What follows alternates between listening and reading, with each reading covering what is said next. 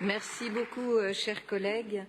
Je vous propose de vous lever et nous avons été profondément attristés le 26 avril 2023 lorsque nous avons appris le décès de Tony Dreyfus. Et parler ici de Tony Dreyfus, c'est pour beaucoup d'entre nous invoquer, penser, faire revenir en nous des souvenirs d'un ami, d'un élu, d'une personnalité exceptionnelle. Et je veux dire à son épouse Françoise combien nous sommes à ses côtés et nous la remercions aussi d'être là aujourd'hui avec nous pour cet hommage. Oui, au-delà de son parcours politique exceptionnel, il a été ancien ministre, ancien député, ancien conseiller de Paris, ancien maire du 10e arrondissement, ancien conseiller régional d'Île-de-France. Tony Dreyfus était un homme intègre, engagé, un ami, et nous pensons à lui avec beaucoup d'émotion parce que nous lui devons beaucoup, nous, la gauche qui siège ici depuis 20 ans maintenant au sein de cette assemblée. C'était un homme que je veux vraiment remercier aussi pour le rôle qu'il a eu à mes côtés, puisqu'il m'a beaucoup guidée, et toujours, on y reviendra, avec cet humour qui jamais ne le quittait. La politique a coulé dans les veines de Tony Dreyfus depuis ses plus jeunes années. C'est vrai qu'il a été marqué, comme beaucoup de sa génération, par, d'une part, la guerre, né pendant la Deuxième Guerre mondiale et vivant ces années de jeunesse après la libération, mais aussi la guerre d'Algérie qui a été pour toute une génération un événement fondant souvent des engagements politiques et des amitiés qui jamais ne pouvaient se défaire. Il a été étudiant en droit, il a milité bien sûr à l'Union nationale des étudiants de France, l'UNEF, dans laquelle il jouait un rôle extrêmement important et qui a été sans doute aussi fondateur dans son engagement politique. Puis il a rejoint le Parti socialiste unifié, le PSU, là aussi cette deuxième gauche qui pensait la société avec ses utopies, ses idéaux, avec aussi ses liens avec le mouvement social, les syndicats, avec les partis politiques, mais pas que les partis politiques. Il était fidèle, oui, à ses idéaux et à son combat pour la justice sociale, toujours. Il est devenu un avocat reconnu et talentueux. Il a plaidé dans des affaires emblématiques, mais il y en a une qui faisait de lui, pour moi, à l'époque, un héros. Il a été notamment l'avocat dans la défense des ouvriers de l'usine Lippe de Besançon, lorsque la grève a éclaté en 1973, et on sait combien cet événement fondateur aussi a guidé, a poussé, a été un des éléments de la pensée autogestionnaire qui était la pensée de cette deuxième gauche. Bien sûr, deuxième gauche égale Michel Rocard, et donc cette amitié, ce rapprochement avec celui qui sera son mentor, qui va le prendre sous son aile, un mentor dont il partage les convictions idéologiques et les combats politiques et dont il restera toujours proche. En 1988, Tony Dreyfus va rejoindre son gouvernement comme secrétaire d'État chargé de l'économie sociale et puis beaucoup d'autres choses parce qu'il avait aux côtés de Michel Rocard plus qu'un portefeuille. Il était son conseiller très spécial, son ministre très spécial qui l'accompagnait depuis toujours. Mais rappelons-nous aussi de cet héritage que nous devons à cette gauche, le développement des mutuelles, la contribution sociale généralisée, le revenu minimum d'insertion. Tony Dreyfus était de toutes ces batailles pour garantir aux citoyennes et aux citoyens des conditions de vie dignes, et cela non plus ne l'avait jamais quitté. Mais bien sûr, dans cette vie très riche, il y aurait beaucoup de choses à dire et nous avons eu l'occasion de nous retrouver pour lui dire un dernier adieu au cimetière du Montparnasse. Mais il y a cet aspect de sa vie dont il faut parler, cet attachement viscéral pour Paris. Toutes celles et ceux qui l'ont connu, toutes celles et ceux qui ont milité avec lui, qui ont été de cette grande aventure de la gauche, de la conquête de la gauche à Paris, nous savons le rôle qu'a joué Tony Dreyfus. Il est très investi dès le début dans les politiques parisiennes. Il va se présenter aux élections municipales à de multiples reprises. En 1989, dans le 10e arrondissement de Paris, il va être élu, pas comme maire, mais il va être élu pour la première fois cette année-là, et il sera réélu en 1995 et 2001, et il sera maire de cet arrondissement de 1995 à 2008. Élu une première fois sur une triangulaire, puis réélu de façon extrêmement puissante, parce qu'il avait su tisser avec les habitants du 10e, et je dis cela devant ses héritiers politiques qu'ont été Rémi Féraud et Alexandra Cordobar. Il avait su tisser une relation très particulière avec les habitants du 10e.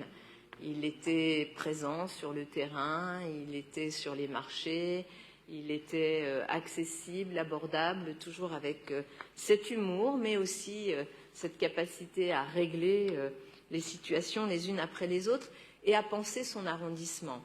Il disait d'ailleurs, le 10e, c'est New York, parce qu'il aimait cette diversité de population, il aimait cette énergie, il aimait aussi voir monter cette créativité dans ce 10e arrondissement qu'il avait su percevoir. Et avec lui, le 10e aussi s'est révélé comme cet arrondissement dynamique, chaleureux, reconnu pour sa convivialité, sa vie de quartier et cet arrondissement de grande mixité. Un arrondissement qui a su se transformer et épouser les mutations d'une époque et les aspirations des habitants. Je pense bien sûr à ce que nous voyons aujourd'hui avec le canal piéton chaque dimanche, l'ouverture aussi de ces centres d'hébergement d'urgence pour lesquels il s'était battu. Il n'y en a qu'un qu'on n'avait pas réussi à ouvrir ensemble en 2001 lorsque j'ai eu la chance de travailler avec lui. C'était un centre d'hébergement d'urgence pour femmes victimes de violences et on avait eu tellement d'opposition que malheureusement on n'avait pas pu porter cela. Mais il a réussi à en ouvrir beaucoup d'autres et avec lui cette tradition de refuge et d'hébergement du 10e arrondissement s'est poursuivie et elle se poursuit encore aujourd'hui. Je pense aussi au sauvetage du couvent des Récollets et ce qu'il est devenu aujourd'hui, un haut lieu du débat, de la culture, de l'architecture. Je pense à la transformation de l'ancien hôpital Saint-Lazare qui a été aussi concrétisée par Rémi Féraud et aujourd'hui par Alexandra Cordobar. Je pense bien sûr à l'ouverture des crèches, des écoles, à la préservation du quartier Sainte-Marthe pour lequel il s'était mobilisé très tôt.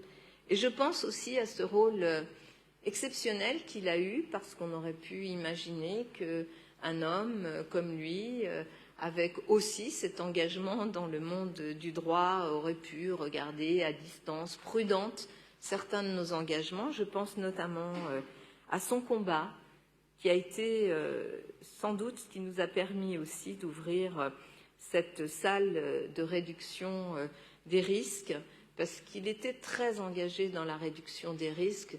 Évidemment, certains parlent encore de salle de shoot.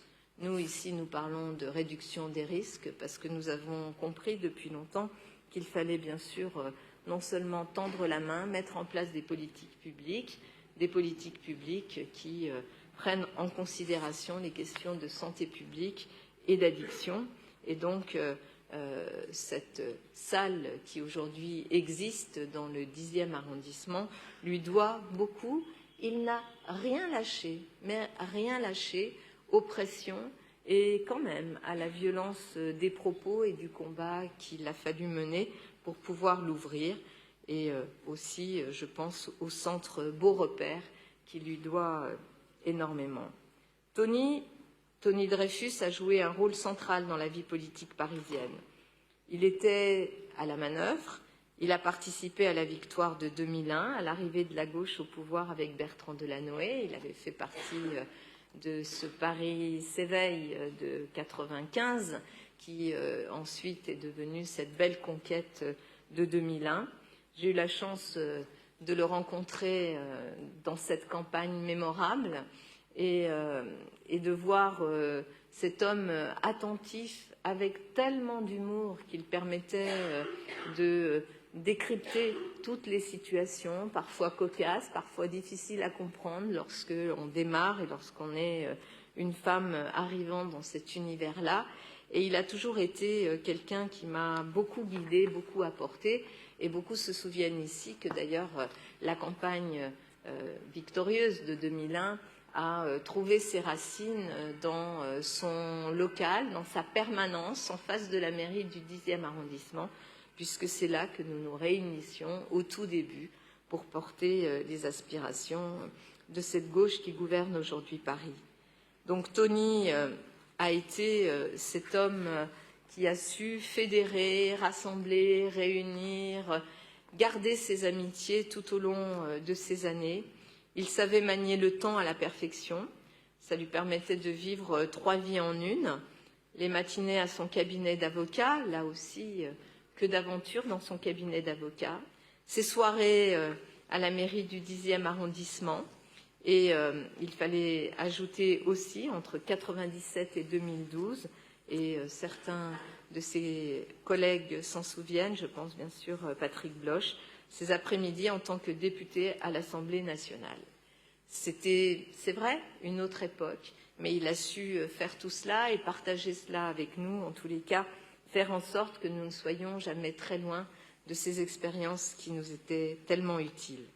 Et pendant toutes ces années consacrées à l'intérêt général, à la défense de l'autre, à la vie de son arrondissement, en tant qu'avocat, beaucoup de témoignages aussi sur le rôle qu'il a pu jouer auprès de personnes, bien sûr des très grandes entreprises et des très grands noms dans le monde économique, mais aussi des femmes et des hommes qu'il a accompagnés souvent pro bono, comme on dit, pour les aider à trouver par le droit le chemin qui se refusait à eux. Et donc, c'était un véritable homme d'État, capable de penser à grande échelle, sans jamais oublier la vie des gens dans la rue, mais surtout aussi, et nous en faisons témoignage ici devant son épouse Françoise, il n'oubliait jamais sa famille. Sa famille était sans doute ce qui comptait le plus pour lui, et il ne commençait jamais une réunion, un tête-à-tête, un déjeuner, sans passer en revue ce que son épouse ou ses enfants faisaient et la fierté qu'ils étaient pour lui. Je veux dire qu'il nous manque beaucoup. Il a été officier dans l'Ordre national de la Légion d'honneur. Il laisse derrière lui l'image d'un homme brillant, d'un responsable politique attentif et juste, d'une fidélité impressionnante à toute épreuve, même ces dernières années, avec tout ce que l'on a pu connaître de fractures au sein de la gauche, notre famille, et sans doute laisse-t-il aussi cette trace d'un père et d'un mari aimant. Alors, en mon nom, au nom du Conseil de Paris, je veux exprimer à l'ensemble de sa famille, à son épouse Françoise, les condoléances de notre Assemblée, et je vous demande une minute de silence.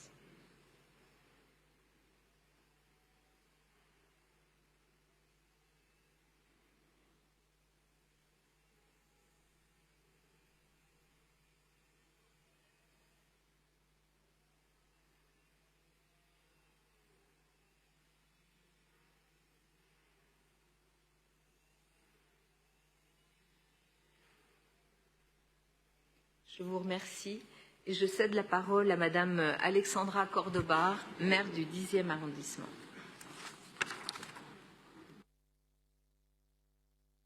Je crois que c'est d'abord Rémi Féraud qui prend la parole. Rémi Féraud, président du groupe Paris en commun. Madame la maire, chers collègues, rendre hommage à Tony Dreyfus est un moment émouvant pour celles et ceux qui l'ont bien connu, comme vous, ou les élus du 10e, et je pense en particulier à Paul et Alexandra. Un moment émouvant pour moi-même qui était son premier adjoint, puis qui lui est succédé comme maire du 10e arrondissement. Je ne siégerai certainement pas ici sans notre rencontre en 1994, sans la confiance qu'il me fit et les responsabilités qu'il me donna. Et cet hommage est un devoir pour l'ensemble de notre groupe, car Tony Dreyfus a fait partie de celles et ceux qui jouèrent un rôle essentiel dans la conquête de Paris par la gauche autour de Bertrand Delanoë. Son élection comme maire du 10e arrondissement en 1995... s'il vous plaît, Monsieur Ferraud.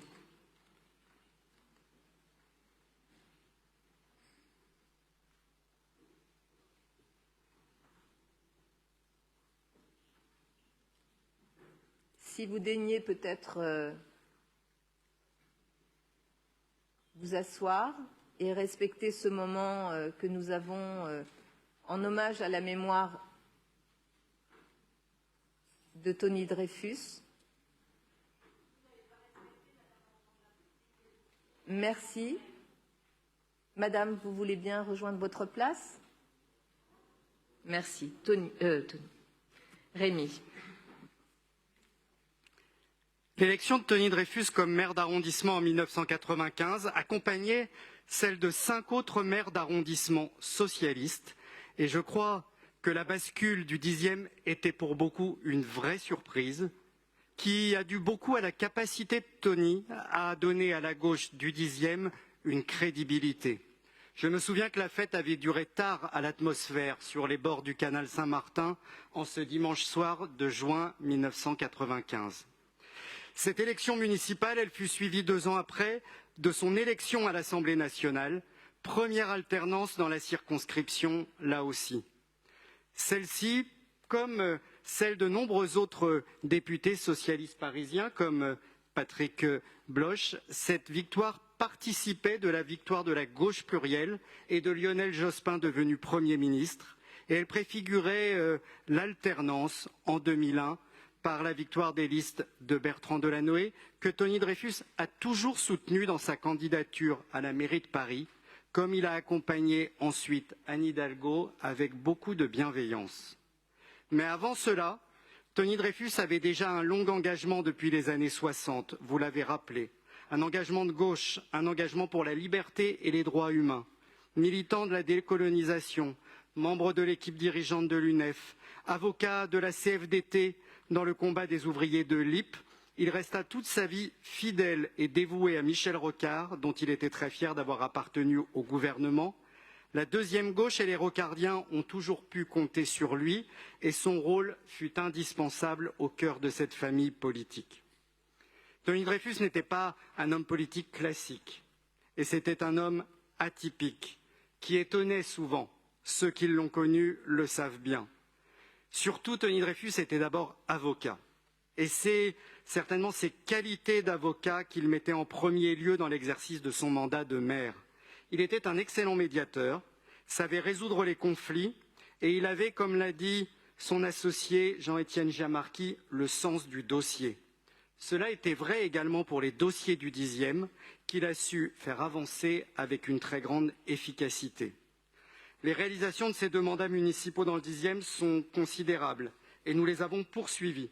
Mais au-delà de la profonde mutation du 10e, nous sommes nombreux à pouvoir témoigner que son pragmatisme allait de pair avec une grande constance sur les valeurs, avec dans la conduite de l'action un courage et une détermination sans faille, sans jamais céder à la démagogie, au renoncement, à la facilité. L'éradication de l'habitat insalubre, au 5-7 rue Louvel-Tessier, notamment le plus grand squat de Paris à l'époque, ou la prise en charge de la toxicomanie, en privilégiant l'accueil des personnes et la réduction des risques, avec l'ouverture de la boutique de la rue Beaurepaire, en témoigne. Pour ma part, j'ai beaucoup appris de Tony Dreyfus, de ses campagnes électorales, de son exercice de la fonction de maire, de son sens politique, de ses conseils. Et même si nos chemins s'étaient séparés depuis longtemps, il m'en reste beaucoup aujourd'hui encore. Sa fidélité aux valeurs humanistes qui fondaient son engagement socialiste, son ouverture d'esprit et sa grande droiture étaient remarquables. Avec les amis du 10e, je garde aussi en mémoire tant de bons souvenirs qui ne s'effacent pas. À son épouse Françoise, à sa sœur Sylvie et à toute sa famille, j'adresse mes condoléances et celles de notre groupe tout entier. Merci beaucoup, Monsieur Ferroux. Je vais donner la parole à Madame à Madame Alexandra Cordoba. Merci. Merci Madame la maire, mes chers collègues, merci Rémi Féraud, chère Françoise, chère Sylvie. Évidemment, pour moi, rendre hommage à Tony Dreyfus, c'est un moment d'émotion, tout comme Rémi Féraud le disait à l'instant, pour toutes ces années de militantisme à ses côtés au sein du Parti socialiste, pour la jeune élue qu'il a formée, pour l'élu plus expérimenté qu'il a longtemps accompagné, et aujourd'hui pour la maire du 10e que je suis dans ses pas. C'est un homme dont la confiance, les conseils, le courage et les combats politiques, l'intégrité, ont été pour moi profondément marquants et même inspirants. Mais ce que je veux dire à votre suite, Madame la maire, et à la suite de Rémi Féraud, ce matin, c'est sans doute vous parler de ce qu'il a impulsé pour le 10e. Parce que vous l'avez dit tous les deux, c'est pour moi, bien sûr, encore aujourd'hui, d'abord et avant tout celui qui a permis à la gauche, en 1995, de conquérir le 10e, cet arrondissement qui n'avait jamais été dirigé que par la droite, mais qui connaissait un moment de bascule sociologique que Tony a su repérer, cet arrondissement qui se sentait délaissé. Tony Dreyfus était, bien avant d'être élu, un homme politique influent et engagé, mais c'était aussi un homme au carnet d'adresses incroyable. Quelqu'un que l'on pourrait peut-être qualifier aujourd'hui de facilitateur. Un homme qui savait faire avancer les dossiers, qui savait travailler avec toutes et tous. Son implantation dans le 10e date de la fin des années 80, où il s'était présenté une première fois au municipal. C'est en 95 qu'il l'a emporté, et en 97 qu'il est devenu député. Mais c'est parce qu'il a su fédérer l'ensemble de la gauche, travailler avec les associations. C'est dans cette dynamique d'union, de terrain, qu'il a su faire prospérer notre projet. Les habitantes et habitants du 10e se rappellent probablement sa manière de traverser l'arrondissement, ces petits mots qu'il prononçait « vous me reconnaissez », ses habitudes, ses plaisirs aussi. Et bien qu'il n'y ait jamais vécu, et qu'il ne s'en soit d'ailleurs jamais caché, il s'y sentait à l'évidence chez lui. Il aimait ce mélange de culture, cette richesse de parcours, et tout ce qui faisait du 10e son petit New York, comme vous l'avez rappelé, Madame la maire. Nous sommes plusieurs à avoir en tête le souvenir de Tony Dreyfus, la pipe à la bouche et les lunettes au bout du nez, achetant son Paris Turf le samedi matin chez le marchand de journaux de la rue Bouchardon, ou plus tard dans la journée, grignotant au réveil du 10e de la terrine de campagne accompagnée d'un verre de Mentou Salon. Nous l'avons fait tant de fois avec lui. Le samedi, il venait souvent dans le faubourg Saint-Denis, passant de commerçant en commerçant, encaissant les reproches en souriant. Il était fier de ses racines, lui dont la famille était arrivée de Smyrne dans le faubourg, ce qu'il ne manquait jamais de nous rappeler. Peut-être que une des très grandes qualités de Tony Dreyfus dans ses rapports aux autres était de savoir écouter. Il nous écoutait, nous, les élus. Il écoutait Michel Ottaouet, Rémi Féraud, ses premiers adjoints, mais Sylvie Scherrer, Véronique Dubarry, Alain Lostis, Alain Pierre Perrault, Serge Renan, Jean-Pierre Leroux, tous les autres, qu'il réunissait chaque soir dans son bureau pour débriefer la journée, discuter des dossiers importants, qu'est-ce que nous avons ri tous ensemble, et travailler, bien sûr. Il écoutait ses collaborateurs, qui tous l'appréciaient. Et évidemment, il écoutait les habitantes et les habitants. Il les accueillait en mairie, dans les locaux de sa permanence, ou encore à son cabinet d'avocat, vous en avez parlé. Quant aux élus d'opposition, ils peuvent tous témoigner d'avoir été traités avec respect. Tony Dreyfus était un homme qui aimait créer des liens sociaux, politiques, économiques. Beaucoup se rappelleront la phrase que Jean-Étienne Giamarchi nous a rappelée lors des obsèques. « Et que puis-je donc faire pour vous ?» Il avait ce talent rare de savoir réunir ceux qui critiquaient sa politique comme ceux qui y adhéraient. Et toutes ces qualités, tirées entre autres de son parcours d'avocat, Tony a su les mettre au service du 10e. Oui, dans ses mandats de maire, de député, Tony Dreyfus a su mettre tout son savoir-faire au service des habitants. Il a compris que mener une liste d'union de la gauche signifiait devoir faire avec des opinions parfois divergentes et surtout les concilier. Il a compris qu'il fallait, lorsqu'il en repérait, porter les bonnes idées, toutes les bonnes idées, d'où qu'elles viennent. Et ce dont je peux témoigner, c'est qu'il a su faire confiance. Défendre aussi les idées qui étaient parfois très controversées, vous l'avez rappelé, Madame la maire. C'était un homme déterminé dans ses convictions et résolument ancré à gauche, qui a défendu les projets sociaux les plus ambitieux. La boutique Beaurepaire, pour la réduction des risques. La résorption de l'habitat insalubre à Sainte-Marthe, rue Jacques Louvel-Tessier.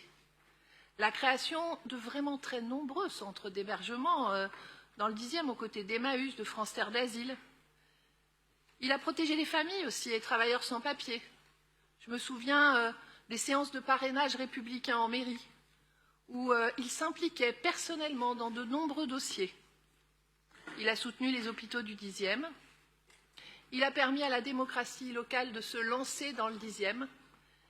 Il disait, c'est vrai que ça n'est pas l'autogestion ici, mais en même temps, il a donné la parole à chacun. Son projet phare, l'enclos Saint-Lazare, lui doit beaucoup. Une école, un centre social, la médiathèque, cette très belle médiathèque Saint-Lazare, le centre social de Paris des Faubourgs. Il a permis l'agrandissement de Villemain puis de Satragne, le réaménagement de Magenta, ce fameux balcon vert que nous avons attendu pendant 20 ans. C'est lui qui l'avait impulsé. Il a, vous l'avez rappelé, mis en place la piétonisation des berges du canal Saint-Martin le dimanche.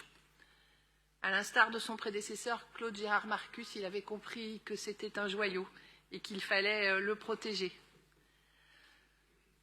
Alors de l'action sociale en passant par l'éducation, l'aménagement, la culture, on peut dire que Tony Dreyfus fut un homme qui n'avait pas peur de l'engagement, un homme qui a su comprendre les évolutions du 10e, de ses habitants, de ses quartiers et de la société. Un homme dont le courage politique, dont la volonté affirmée de traduire concrètement les valeurs de solidarité et d'innovation sociale ont permis la mise en œuvre d'une politique ambitieuse. C'est pourquoi je souhaite, avec vous, Madame la maire, en lien avec sa famille, que nous puissions lui trouver un lieu qui portera son nom dans le 10e. Un lieu qui nous rappellera l'homme qu'il était, les combats qu'il a menés et la marque profonde qu'il a laissée. Pour conclure, je veux assurer sa femme Françoise, ici présente, sa sœur Sylvie, tous ses enfants, ses petits-enfants et tous leurs proches, de mes condoléances les plus sincères et de la reconnaissance, à la fois personnelle, que j'ai pour eux, et la reconnaissance des habitants du 10e arrondissement. Je vous remercie. Merci beaucoup, Madame la maire.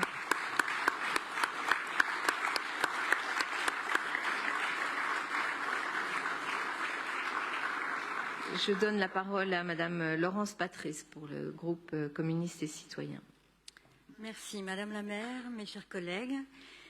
Élu de cet arrondissement dont il fut le député maire, je tenais naturellement, au nom du groupe communiste et citoyen, à exprimer toute l'émotion qui nous a saisis à l'annonce de la disparition de Tony Dreyfus.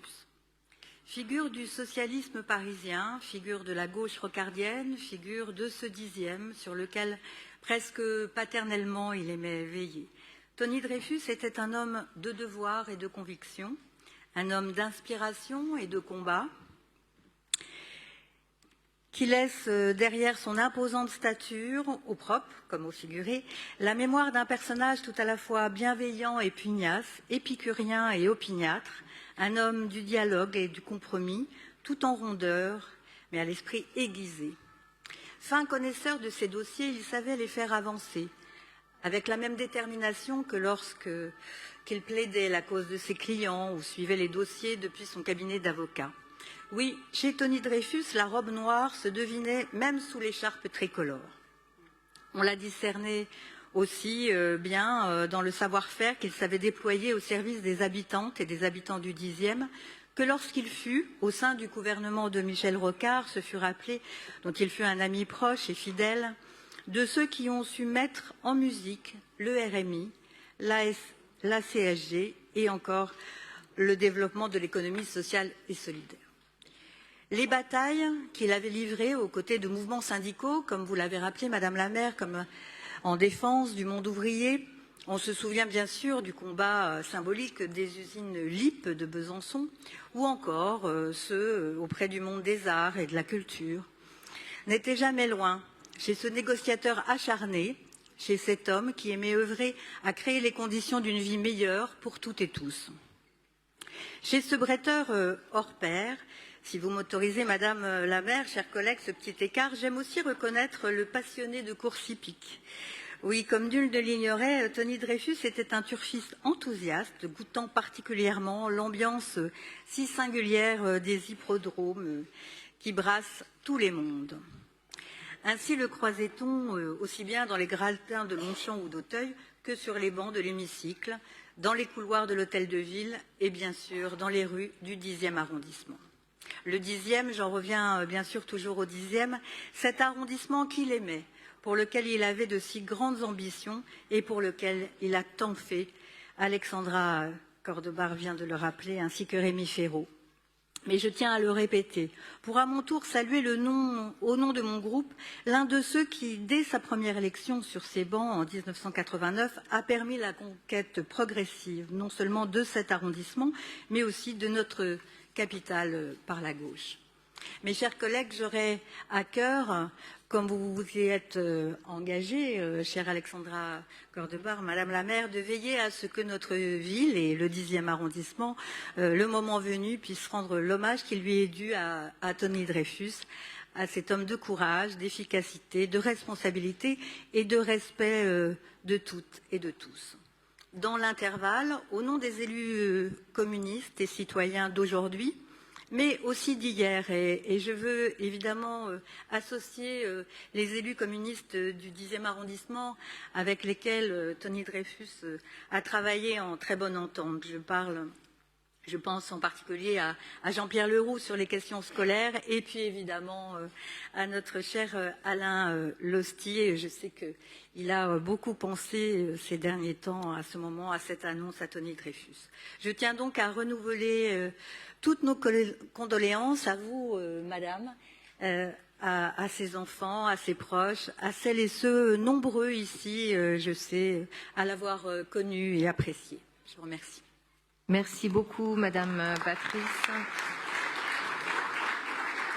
Monsieur Sylvain Réfaud pour le groupe Les Écologistes. Merci Madame la maire, mes chers collègues. Je voudrais témoigner au nom des élus du groupe écologiste de Paris et du 10e arrondissement, actuels et anciens, et plus particulièrement celles et ceux de mes collègues qui ont travaillé avec Tony Dreyfus lorsqu'il était maire du 10e entre 1995 et 2008.